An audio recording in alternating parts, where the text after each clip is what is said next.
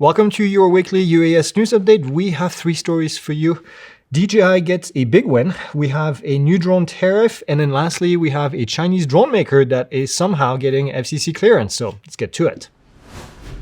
And first story, DJI scored its first biggest legal win in years. On August 14th, a federal appeal court partially reversed the lower court ruling in DJI's fight against the Pentagon blacklist status. Now, if you're not familiar with this, DJI was added to that list back in 2022 as an alleged Chinese military company.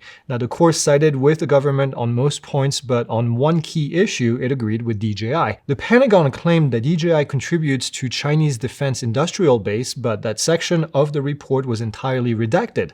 So the court said that they can't take the government's word for it, and now the case goes back to the lower court for another look.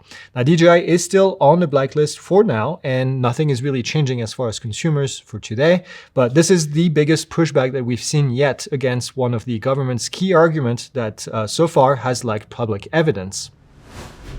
In the second story, the Trump administration just announced new tariffs on imported drones and drone parts.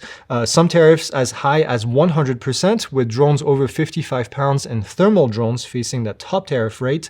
Smaller drones without those features generally will face a 25% tariff. Allied countries like Japan and Taiwan and the EU are going to get a 15% rate, and then the UK would get a 10% rate.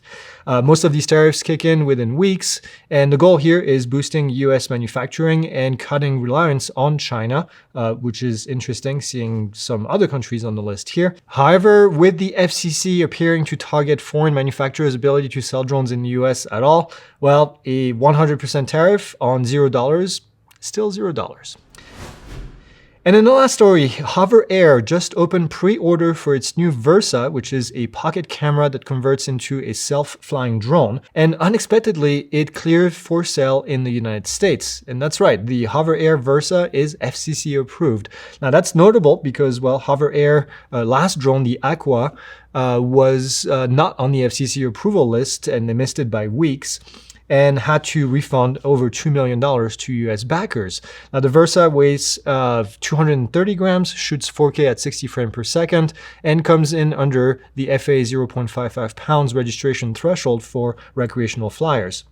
Now, this is kind of a stark contrast with the DJI Osmo Pocket 4, which is a camera that does not fly, and it's still blocked from sales in the US. So it's a bit of a strange thing, quite frankly. A flying camera gets in and the handheld doesn't.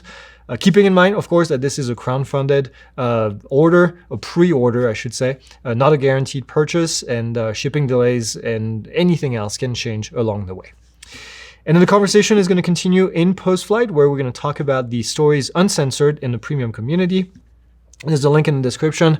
We'll see you during the live as well on Monday. Have a great weekend. We'll see you then.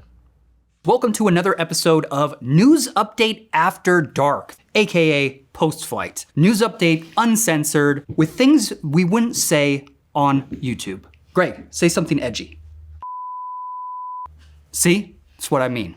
This is Post-Flight. Welcome.